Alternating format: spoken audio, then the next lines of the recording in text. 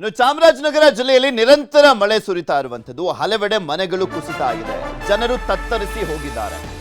ಬರೀ ತಮಿಳುನಾಡು, ಆಂಧ್ರ, ಕೇರಳ, ಪಾಂಡಿಚೇರಿ ಇಲ್ಲಿ ಮಾತ್ರ ಅಲ್ಲ, ಕರ್ನಾಟಕದಲ್ಲೂ ಕೂಡ ಎಫೆಕ್ಟ್ ದೊಡ್ಡ ಮಟ್ಟದಲ್ಲೇ ತಟ್ಟಿರುವಂತದ್ದು. ಅದರಲ್ಲೂ ಚಾಮರಾಜನಗರದಲ್ಲಿ ಸ್ಪೆಷಲಿ ಅಲ್ಲೂ ಕೂಡ ಧಾರಾಕಾರವಾಗಿ ಮಳೆ ಬರ್ತಾ ಇದೆ, ಹಲವೆಡೆ ಮನೆಗಳು ಕುಸಿತ ಆಗಿದೆ, ಜನರು ತತ್ತರಿಸಿ ಹೋಗಿದ್ದಾರೆ. ಹೊರಗೆ ಬರಲಿಕ್ಕೂ ಕೂಡ ಆಗದಂತ ಪರಿಸ್ಥಿತಿ ಇದೆ, ಜನ ಪರದಾಟವನ್ನ ಮಾಡ್ತಾ ಇದ್ದಾರೆ. ಈಗಾಗಲೇ ಶಾಲಾ ಕಾಲೇಜುಗಳಿಗೆ ರಜೆಯನ್ನ ಘೋಷಣೆ ಮಾಡಲಾಗಿದೆ. ಚಾಮರಾಜನಗರದಲ್ಲೂ ಕೂಡ, ಚಾಮರಾಜನಗರ ಜಿಲ್ಲೆ ಇದೆಯಲ್ಲ ಅಲ್ಲೂ ಕೂಡ ರಜೆಯನ್ನ ಘೋಷಣೆ ಮಾಡಲಾಗಿದೆ. ಚಾಮರಾಜನಗರ ಜಿಲ್ಲೆಯಲ್ಲೂ ರಜೆ ಘೋಷಣೆ ಮಾಡುವ ಮುಖಾಂತರ 6ನೇ ಜಿಲ್ಲೆ ರಾಜ್ಯದಲ್ಲಿ ಶಾಲಾ ಕಾಲೇಜುಗಳಿಗೆ ರಜೆ ಘೋಷಣೆ ಮಾಡಿದಂತಾಗಿದೆ. ನಾವು ನಿನ್ನೆ ತೋರಿಸ್ತಾ ಇದ್ವಿ ಕೋಲಾರ, ಚಿಕ್ಕಬಳ್ಳಾಪುರ, ಇವತ್ತು ಬೆಂಗಳೂರು ಗ್ರಾಮಾಂತರ, ಮೈಸೂರು, ಮಂಡ್ಯದಲ್ಲಿ ರಜೆಯನ್ನು ಘೋಷಣೆ ಮಾಡಲಾಗಿದೆ. ಈಗ ಚಾಮರಾಜನಗರದಲ್ಲೂ ಕೂಡ ಬೆಳಗ್ಗೆನೇ ಶಾಲಾ ಕಾಲೇಜುಗಳಿಗೆ ರಜೆಯನ್ನ ಘೋಷಣೆ ಮಾಡಲಾಗಿರುವಂಥದ್ದು.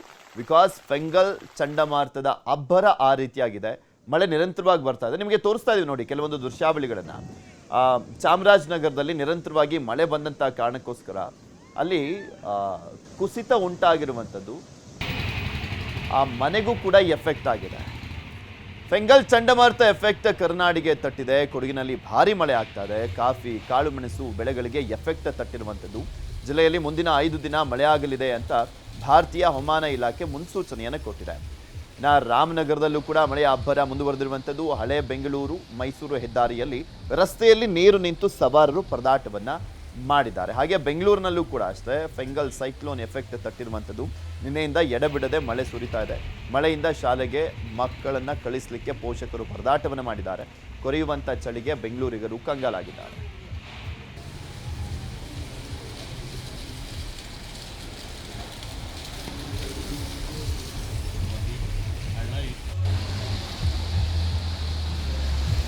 ಕರ್ನಾಟಕದ ಆಲ್ಮೋಸ್ಟ್ ದಕ್ಷಿಣ ಕರ್ನಾಟಕ ಭಾಗದ ಜಿಲ್ಲೆಗಳು ಮತ್ತು ಒಂದು ಕಡೆ ಕರಾವಳಿ ಕರ್ನಾಟಕ ಭಾಗದ ಜಿಲ್ಲೆಗಳಲ್ಲಿ ಈ ಫೆಂಗಲ್ ಎಫೆಕ್ಟ್ ತುಂಬ ದೊಡ್ಡ ಮಟ್ಟದಲ್ಲೇ ತಡ್ತಾ ಇದೆ.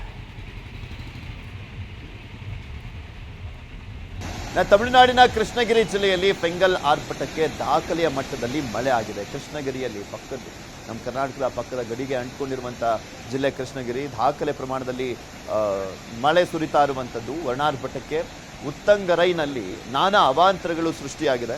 ಕೆರೆ ತುಂಬಿ ಒಡೆದ ಪರಿಣಾಮ ಹಲವು ಪ್ರದೇಶಗಳು ಜಲಾವೃತವಾದರೆ ರಸ್ತೆಯಲ್ಲಿ ನಿಲ್ಲಿಸಿದ್ದಂಥ ವಾಹನಗಳು ಕೂಡ ಕೊಚ್ಚಿಕೊಂಡು ಹೋಗಿವೆ. ಚಾಮರಾಜನಗರ, ಕೆನಡಿ ನಗರ ಸೇರಿದಂತೆ ಹಲವೆಡೆ ಮನೆಗಳು ಜಲಾವೃತ ಆಗಿದ್ದಾವೆ. ಮನೆ ಎದುರು ಹಾವುಗಳ ಕಾಟ ಕೂಡ ಹೆಚ್ಚಾಗಿದೆ.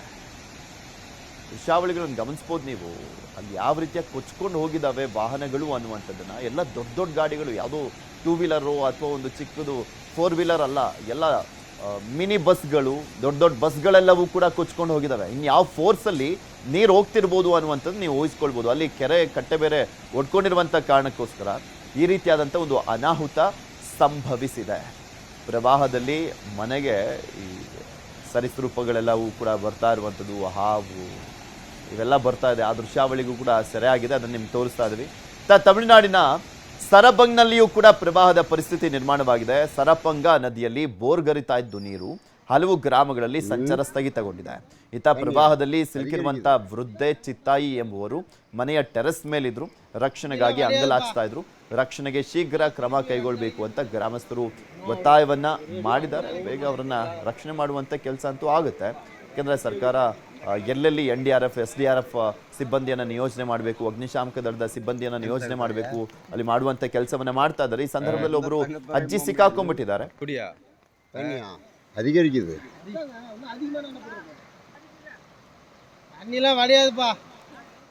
ಫೆಂಗಲ್ ಚಂಡಮಾರುತ ಎಫೆಕ್ಟ್ ಕೇರಳಕ್ಕೂ ಕೂಡ ತಟ್ಟಿರುವಂಥದ್ದು. ಪಟ್ಟಣಂತಿಟ್ಟ ಜಿಲ್ಲೆಯಲ್ಲಿ ಭಾರಿ ಮಳೆ ಆಗ್ತಾ ಇದೆ. ಇನ್ನು ಮಳೆಯ ನಡುವೆನೆ ಶಬರಿಮಲೆ ದೇವಸ್ಥಾನಕ್ಕೆ ಆಗಮಿಸಿದಂಥ ಭಕ್ತರು ಅಯ್ಯಪ್ಪನ ದರ್ಶನವನ್ನ ಪಡಿತಾ ಇದ್ದಾರೆ.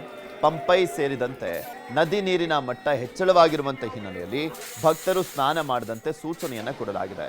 ನಿನ್ನೆ ರಾತ್ರಿ 10 ಗಂಟೆಯವರೆಗೂ ಕೇವಲ 60,983 ಭಕ್ತರು ಮಾತ್ರ ಸ್ವಾಮಿಯ ದರ್ಶನವನ್ನ ಪಡೆದಿದ್ದಾರೆ. ಉಳಿದ 10,000ಕ್ಕೂ ಹೆಚ್ಚು ಭಕ್ತರು ಆನ್ಲೈನ್ ಬುಕ್ಕಿಂಗ್ ಅನ್ನ ರದ್ದುಗೊಳಿಸಿದ್ದಾರೆ. ದೃಶ್ಯಾವಳಿಯಲ್ಲಿ ತೋರಿಸ್ತಾ ಇದ್ವಿ, ಕೇರಳ ರಾಜ್ಯಕ್ಕೆ ಅಲ್ಲಿ ರೆಡ್ ಅಲರ್ಟ್ ಅನ್ನ ಘೋಷಣೆ ಮಾಡಲಾಗಿದೆ.